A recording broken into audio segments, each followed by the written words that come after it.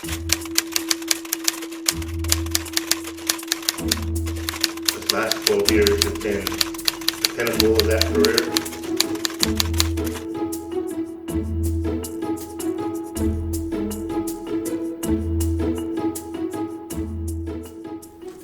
John Agostini, Sheriff of El Dorado County. Third term is just about over and you're going to ride off into the sunset. So let's go back a few years and tell me, John, when did you decide that you wanted to run for the Sheriff of El Dorado County? Well, it was actually in September of 2008. And I guess the big question would be why? Why? Well, at the time, there were a lot of people that were reaching out to me inside the agency and outside the agency to do that. At first, it was absolutely not. But as it got more frequent, and I started really looking at the agency and changes that I thought could be made and should be made. Janine and I went out. We packed a picnic lunch and we went to a local winery and bought a bottle of wine and talked and prayed all day, all afternoon. And by the time we left that afternoon, we had made the decision to run for sheriff. Again, September of 2008, and we never stopped. And there was several in the race, weren't there originally? There were 7 to begin with, Okay. And then one dropped out prior to the primary, and then myself and the internal candidate proceeded into the general November of 2010. 2010. And that was the election that you weren't supposed to win. I mean, everybody in town said, no way is the kid going to do it, and everything like that. I know I talked to some folks back then, and I asked them, I said, because, you know, I'm trying to be an informed voter, and I said, so what do you think of this Agostini guy? Well, I don't know, he kind of comes across like a pretty common guy. You know, that could be a refreshing change. Long and short, you weren't supposed to win, you did, which was, I think, has been good for El Dorado County for the last dozen years. Tell me, Don, in addition to being El Dorado County's top cop, what else does your office entail? Oh, it's a pretty big machine.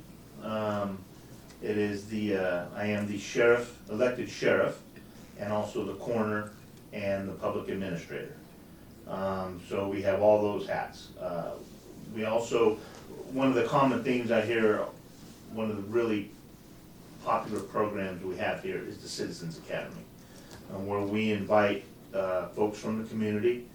It's a 16-week course. It's Wednesday nights for 16 weeks. It fluctuates back and forth, 14, 16, 12. And we bring in all the different divisions, and we open up our agency and show what your sheriff's office really does. And the common theme that I hear all the time is, I had no idea. Because it is so much more than a deputy driving a patrol car in the community. That's what people normally associate with the sheriff's office. Sure. You know, we have an investigations division, we have an IT division, we're the public safety answering point, the PSAP or dispatch for the county. We can switch other jurisdictions into our dispatch center when they're having problems. We have support services for all of our hiring, for our training, for our professional standards division, our internal affairs. We have a finance division to manage our very robust budget that we're blessed to have. The county puts public safety number one. We have a whole nother headquarters division, substation division up in South Lake Tahoe. We run 2 small cities called jails. One on the West Slope and one in the Tahoe Basin. We have some other substations, El Dorado Hills, Cameron Park, Georgetown. We have the coroner's division, and we serve all civil processes in the county. We have the public administrators division. It's just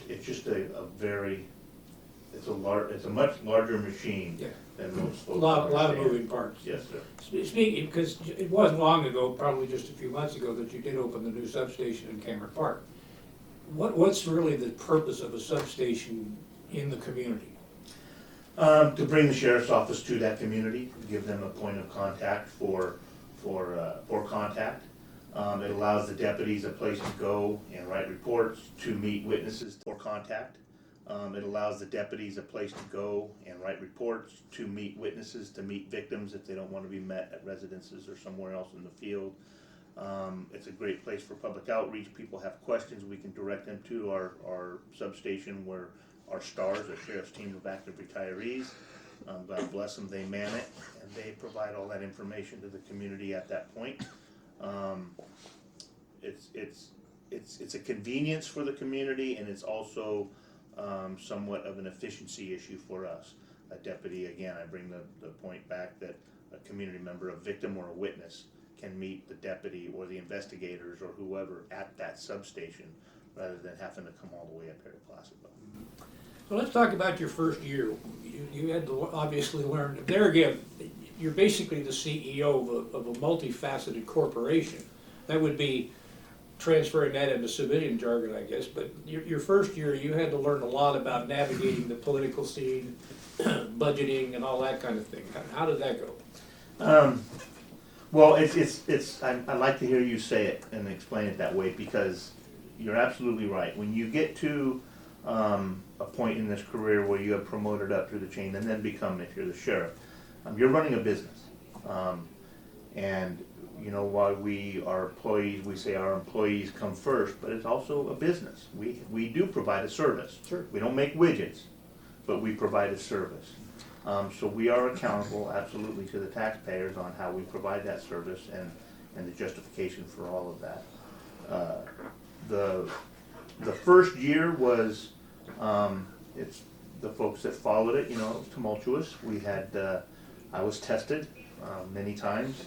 I think we made right decisions moving forward and getting through those tests. Some folks will say, oh, maybe I wouldn't have done it that way, or that's not the way you do it, but we were successful. Sure. Some of the tests were, you know, that first few months with the Board of Supervisors and our budget. We became very independent in that first few months. That was established by that April 25th board meeting, where I made it very clear that we run the sheriff's office. I, as the sheriff, am responsible for that, not the board. They control my budget, and by side note of that, through my allocations, my budget. But as far as the operations, they don't have any input into that. The people do. That's who I work for. That's right. As far as personnel, you know, I have a very strong fundamental belief that our deputies and our staff, the more they know in the different fields that are available here, the more valuable they are to the community. So we do frequently move people around and get them more experience so they don't become stagnant in a position.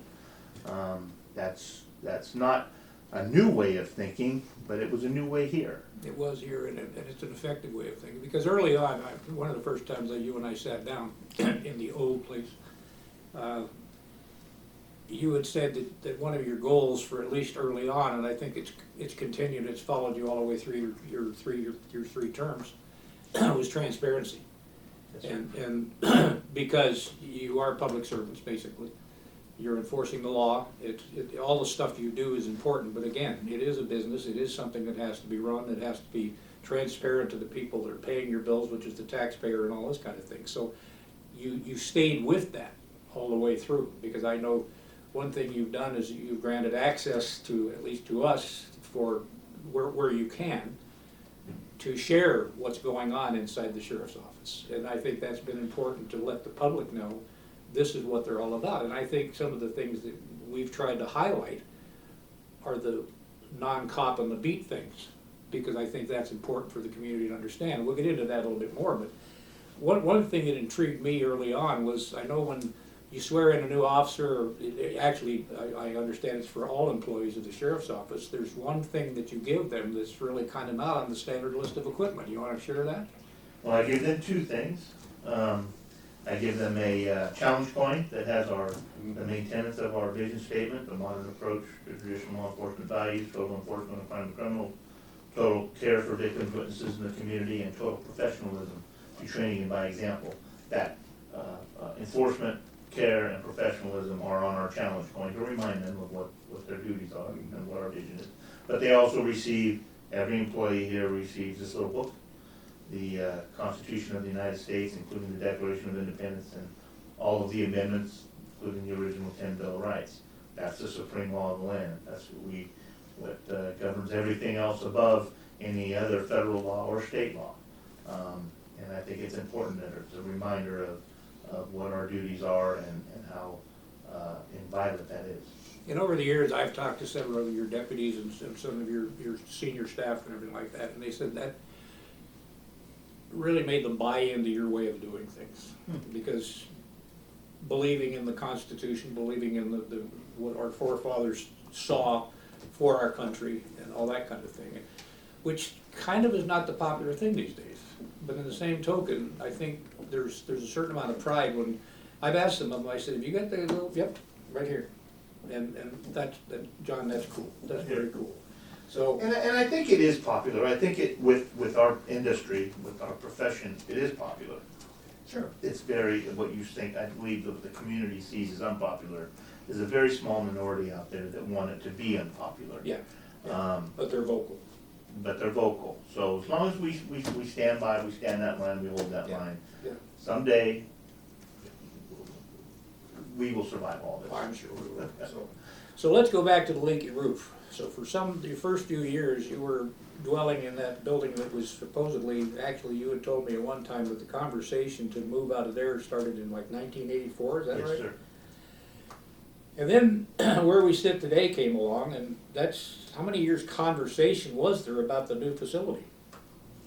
Well, like I said, we had documented conversations with the board and with planning and with, or not planning, with building and facilities to expand and or move from the then current facility, starting in 1984. It was never really a topic during the campaign, and it was never really anything that was at the forefront of my mind during my campaign. But as you mentioned, that first day in office and coming back and seeing that leaky roof all over the building, it opened my eyes as to what type of condition the facilities that our employees were working in, and started that journey and that path to where we are today. And there was a lot of pushback, and most of it was because of, obviously because of the price, which was considerable. But actually, the largest capital expenditure for the county ever? Ever.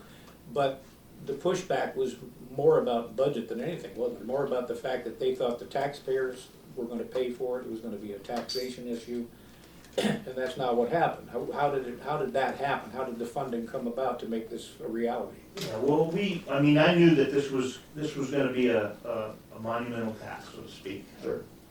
No pun intended with a monumental task, no fun. But I knew that, and researching the other attempts to move forward with such a project, the community was never engaged in those conversations. And if you're gonna have a project the scope as big as this was and is, the community needs to be the driving force behind it. So that's when we started doing the We Work for You community meetings, letting them know what the conditions were in those meetings, as a portion of those meetings, and ask them if they would support moving forward with such a project. If the answer would have been no, we can't afford it, no, you can deal with it for a while longer, that would have been the answer, because I know that I couldn't do it myself, nor could the board. When it became apparent that the community was very much behind it, then yeah, one of the questions was, how are you gonna fund it? The board very much wanted to go out to a bond issue.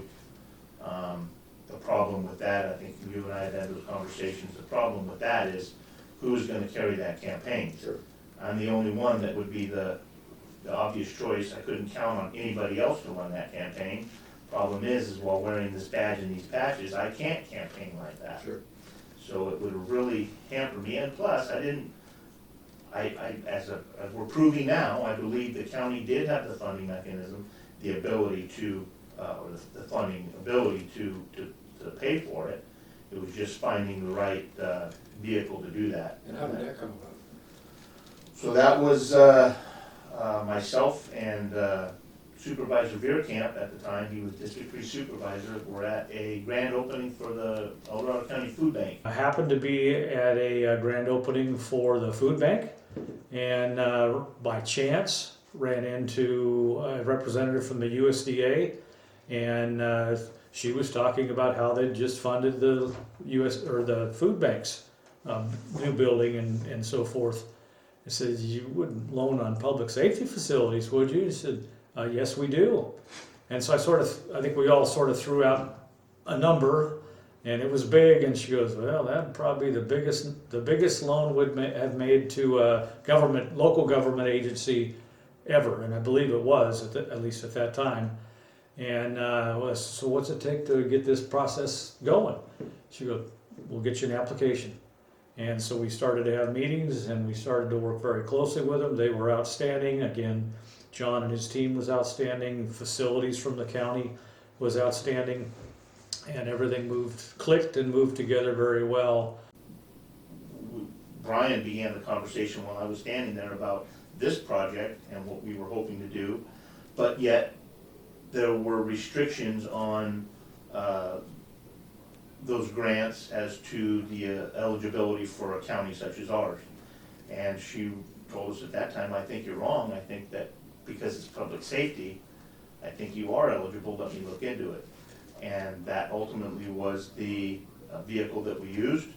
The county signed a 40-year lease. I think payment every year on the loan is $2.6 million, which our fund balance every year is usually $5 million plus. So. And you shared with me that before this building, because you had satellites throughout the county, that ultimately, and actually when we spoke at the groundbreaking, you said this is ultimately going to save the county money versus the present operations, which was satellites here and satellites there. And the officers from those satellites would have to travel to headquarters for meetings and so on and so forth, and the deputies would have to do this and that. So we're almost 5 years in now. Did that happen? Well, I think, so a lot of that is a soft number, meaning soft efficiencies on those times saved by deputies, but I feel absolutely yes. We have surpassed that by far. Good. Some of the reasons are obviously the hard numbers are the money that we were saving on offsite facility leases, which are more than, back then it was over $300,000 a year. I think the forecast projected moving forward for increases were much more than that. Sure. But where it really is apparent, and the efficiencies are apparent, is having everybody under one roof, and everybody's talking, and everybody's solving crime. Our detectives are talking to patrol officers, our dispatchers are talking to detectives, our front counter staff are talking to deputies. Everybody is talking, and everything is that much more efficient. You've created a cohesive atmosphere then. Absolutely, Yeah. for the final goal of serving the community. And it just in that regard, I think, of course I'm biased, right? But the returns are priceless, because you really can't put a price on that. Sure. When if you find a missing child, or if you solve a horrendous rape case, or a homicide, or even just solving a burglary, because a commercial burglary, because the deputies met the investigator in the hallway and said, hey, did you see that report that I wrote last night? Which wasn't possible. It was not possible back then. Let's go back to the town hall meeting, because I know we joined you on a few of those. You started those about, what, 2 years or so before groundbreaking? Oh, much more than that. Was We it? started those right, I think, in 2011. Did you? Okay. Yeah. So that was before we got totally Yeah. involved with the thing. But I know we did, and there was a lot of enthusiasm. Number one, the presentation was good, because you had, at that time, you had your undersheriff with you, and had James Morgan, who ended up actually being the liaison between the sheriff's office and the construction company and the design engineers and so on and so forth, who I gotta tell you, and I've told him many times, was just so accommodating to our crews, because as you well know, we did the documentary that was from bare ground to where we sit today. I gotta ask you this, you were in a meeting with a sitting US president. Out of thousands of county sheriffs in the country, you were one of a handful. What's that all about? Well, that was a discussion on sanctuary state SB 54 back when it passed. I believe it was De Leon, California, where it prohibited our interaction with the federal government as it relates to immigration issues. It wasn't thousands of sheriffs in the country. It was there's roughly 3,000 but there's 58 in the state of California, and that was a California issue. So there were Okay. folks from all over California, sheriff. It was myself and Sheriff Margaret Mintz from Fresno County. And then we had a couple district attorneys, some other council folks, an assemblywoman. But we were invited to come to the White House, to the cabinet room, to discuss issues with Senate Bill 54 and what the White House, if there was anything that they could do to assist us to overcome some of the roadblocks that put up for us. What was the takeaway? Well,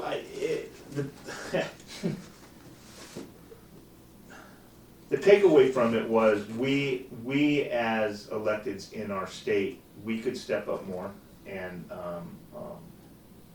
do what we could. And anything that we did, the White House, it was President Trump at the Sure. time, sitting in that seat, would have our back. It was really a state's issue that we had to step up. I'll tell you, one of the most interesting conversations I had at that meeting, obviously it was an honor to sit with any president, but the interesting conversation I had was with then Department of Homeland Security Director Tom Homan in the foyer of the White House prior to going into the cabinet room and meeting with the president. And that gentleman is a no baloney, get her done man. I had a plan coming into that meeting on a request that I had for some judicial review on an immigration document. Sure. Where we could have told the state of California, tough, it's got judicial review, it's a court order, I'm not following this law. In my conversation with Director Holman, he was, I can't say what he told me on TV, but basically it was, that's not gonna happen. You folks just need to grow up and do your job. And it really, at first, you can say, well, heck with him, but he was right, he was absolutely correct. And we, it's very well known, I do follow the laws, can't not follow the laws, but this is a supreme law. And if there is a loophole that I can find where I can follow this, and know that I will prevail, should I get called into court to move up, well, I'm following this, and I do that. People have accused me of,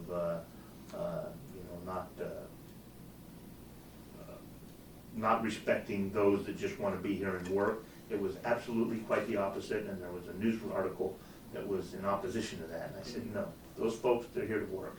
That's not what I'm talking about. I'm talking about those illegal aliens that come into our country and our community that want to victimize our residents and or their own peers. Sure. So anyway, the meeting was an honor to be there. Well, you had shared that with me. So early on, you promoted transparency in the sheriff's office to the extent that you could. You were very accessible for community events, speaking at lunches for chambers of commerce and service clubs and more. Do you feel that helped people understand the working goals and the needs of the agency over your 3 terms? Absolutely. For decades, law enforcement has been very secretive. The us and the them. We're the cops, you're the community, we're the police, you're the public. That doesn't work, and it has never worked. You mentioned earlier, and we talked about the business side of it. The community are the shareholders in this business. They're the ones that pay for it. They deserve to know what is going on to the extent that we can. That you can, sure. There's some things that we don't. There's for operational security, for our own staff security. But for the most part, why would we have our doors closed? We had an open house here at this facility. And there was even a few, I'll be honest, a couple staff, oh boss, man, we don't want people walking around our halls. Why? What do we have to hide? We don't have anything to hide. It's the people's building, it's the people's business, as them being shareholders in this industry. They have a right to know. That's why I mentioned it earlier, I'll mention it again, the Citizens Academy is such a valuable program. Sure. Many of your colleagues are responsible for perhaps more populous counties, certainly more urban counties. What are some of the unique differences and challenges of El Dorado County?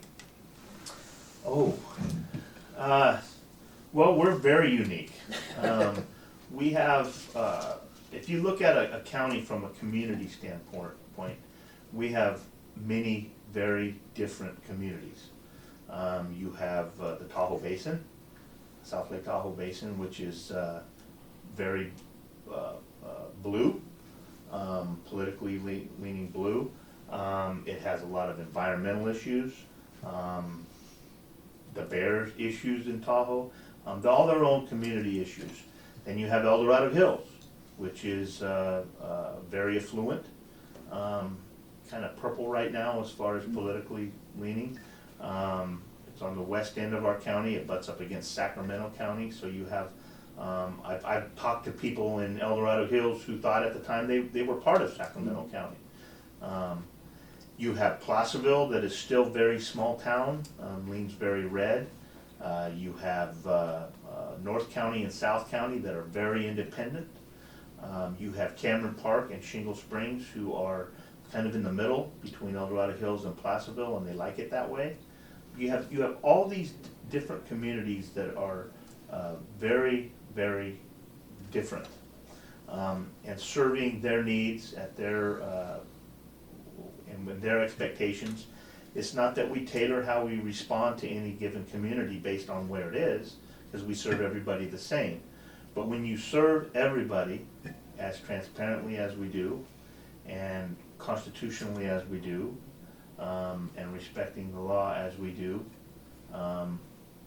you're able to serve every community equally, and you don't see those lines in the public safety line of service. And the county is topographically challenging because of the difference between the foothill areas, which would be El Dorado Hills, Cameron Park, Shingle Springs. You start climbing a little bit, you get into Placerville and Camino and Pollock, and then you've got Tahoe. So your equipment has to be different. You've got 3 very large lakes that you're responsible for some of the security and safety on. There's talk of you guys getting a new toy, which we can go into later if you wish. The helicopters, the helicopters. Yes, sir. Yeah. Don't call it a toy. Well, when you started talking about it, your eyes lit up like a Christmas present. You're absolutely right. Operationally, it has many different requirements depending on where you are in the community. Communications is a huge issue in our organization. Those in the valley, agencies in the valley, their communications, radio traffic, they don't have very many dead areas. And even some of the very rural areas, they've set themselves up because they're smaller, that they with the lower frequency communication systems, they're able to cover into a lot of the canyons. We have both, and it's in our county 1,700 square land miles, and the movement, everything right now, today's day and age in our industry is moved digital. We can't do that. We can't do that yet because we would have even more dead spaces without serious investment in repeater sites. So, operationally, communications-wise, service-wise, we're a very diverse county, and that in itself makes it challenging. Or, depending on which way you want to look at it, you do the right job. It's not that challenging. And you got a lot of resident deputies in some of these outlying areas. We have resident deputy in North County, up Canyon, and South County. We run resident deputies in those areas, and they're tasked with, and they're walking papers, so to speak, or you're an extension of me. Sure. You're able to flex your schedule. You can go to community meetings, barbecues, represent me in the sheriff's office in your community. Since you took office, the El Dorado County Sheriff's Office is more respected, more citizen acceptable. Can you name a couple of programs implemented during your 3 terms that have made a difference in our communities? Well, I think from very early on with the community outreach, with this We Work For You community meetings, our HOT team, our homeless outreach team, which serves that community, and also liaisons between everybody else with homeless issues. Our PERT team, a psychiatric emergency response team, dealing with those in mental distress. It does many things. They're paired up with a licensed clinical psychologist, or there's another word. Anyway, they work with them so they're able to deal with the issues in the field, put in safety plans, deal with the families, deal with all that right there. But the most important thing for us, not only for those reasons and obvious, but it frees up our deputies. We have one deputy assigned to that, but if we didn't have that, then we could have literally 4 or 5 deputies on a shift tied up with different. And Hot had a very impressive, I say had because I haven't checked the numbers lately, but there was quite a success rate of the contacts they made, the assistance they provided for the homeless folks. You know, our community where I am, we've had firsthand experience with Hot, and I couldn't be more impressed. And you, are the numbers still substantial? They do very good work. I believe this morning in the unincorporated area of the county, Monday morning, so we had our staff meeting this morning. I believe the number was 23 documented homeless in the unincorporated areas of the county. Now, you and I have had these conversations before. That's different than the numbers that Health and Human Services uses, because we deal with the in-the-dirt homeless that the community is calling on. We're not dealing with the couch surfer or the single mother or those folks that are somewhere, but they really don't have a permanent place of residence. You told me the story about how that came about, and I'm not sure you want to share the whole thing, but I just know that it was somebody coming down the hall. It was a junior officer, and you had just heard a bunch of stuff from somebody about a homeless issue, and you said, fix it. That's kind of how it came about. In short, that's about how it came about. But wow, what a fix it! I mean, it was that's very cool. So, John, accomplishments. You've been doing this for 12 years. You've done an amazing job. Accomplishments. You know, Gary, Janine and I, God bless her, we were talking the other day, and I feel blessed that I've been able to do everything that I said I was going to do, with the exception of one thing. I'll talk about that in a second. But the culture, I think we changed the culture of the agency. We changed the relationship with the community. We have this facility. We have fantastic equipment. God bless the taxpayers and for their support to provide us with what we have. We have, this agency is top notch. I believe top in the nation. One of the few in the nation that we can respond to and handle anything. You mentioned a little bit ago the helicopter program. That was one of the last things. Our county is in a position where today's day and age we rely on a lot of other of our partners for their air assets, mostly CHP and Sacramento and Placer and Reach, the medical and CalStar. It's time we need to stop relying on them and start relying on ourselves to provide that service for our community. So that will be probably next September. Okay. We have it picked out. We go to the board, a special board meeting on Tuesday. It is a helicopter out of Seminole County, Arizona, Florida, sorry. It is used, but it is like brand new. We have to go before the board on Tuesday to approve I believe it's $150,000, basically a deposit, so that we don't incur more charges after the new year on an engine upgrade that it is currently getting her. The only thing that I wish I would have accomplished that I regret is we don't have a memorial out front for our fallen. I'm sure that my successor, Sheriff-elect Bykoff, has that on his radar to accomplish.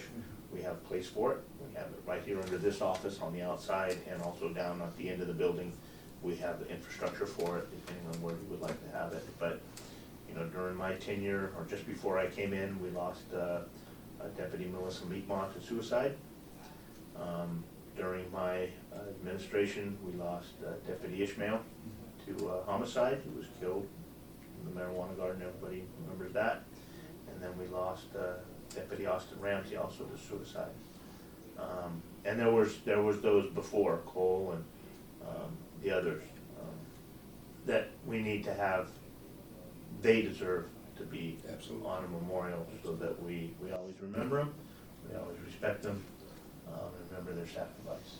You're a man of faith, John, and I've known that since I've first met you. And that's been important, I think, throughout these challenges and successes, I think, because you are a man of faith, and I know that that when you speak of the monument, and I have to speak firsthand because, you know, we've been together so many times at the Dorado County Veterans Monument, and I know this sheriff's office under your leadership has always supported and actively tried to recruit veterans with the proper skill set. And as a veteran, I thank you for that, and I know that the community appreciates it, and I can only think of 1 or 2 times since I've been involved with both you and with the Veteran Monument that you haven't been there for one of the ceremonies, and actually spoke at one of them, and which I was very pleased because you were a non-veteran, and everybody said, well, you can't do that, and yet you got 3 standing ovations. Go figure. So are there any other regrets other than those you've lost, John? And you know, we've talked about the monument before, and I know that's important, and it'll happen. It'll happen. I feel confident that incoming Sheriff Lykoff will make it happen, and I think the community would very much be behind it. So do you have any other regrets? None. Good. Again, the wife and I having that conversation the other day is I'm very, very blessed to be able to walk out at the time I'm walking out. It's time. Absolutely. I have no regrets of that decision. Many folks in my career told me, you know, you'll know when it's time, and I know it's time. But not many elected officials. Well, I shouldn't say that. I'm just blessed to be able to look back on the career I've had, look back on the last 12 years especially, and when I look in the mirror, I have no regrets whatsoever. Good for you. I sleep well, I feel well, and it's time for me to get to know my wife again, spend time with my grandson, my grandkids, my folks are still alive, Yep. and I get to spend time with them, more time with them. Well, I've been blessed. so Sheriff, there are thousands of El Dorado County citizens, friends and colleagues, and personally me, hate to see you leave. But the same people all wish you the best in your well-deserved retirement, and all of us thank you for your service. Thank you.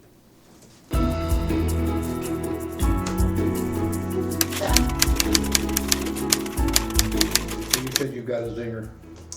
The zinger is, while we were going through this process and couldn't secure the funding, and it took again a little bit longer for that to occur, John Agostini gave all of us supervisors a present.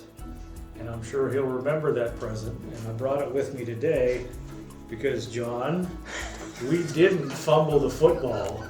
This is coming back to you there, Mr. DeAugustini, and just want to make sure that in your future here, you don't fumble the football going forward, because you've got a lot left to do. So John, from me, Brian, it's been a great opportunity to know you and be with you and work with you, and I hope we will continue to do so well into the future.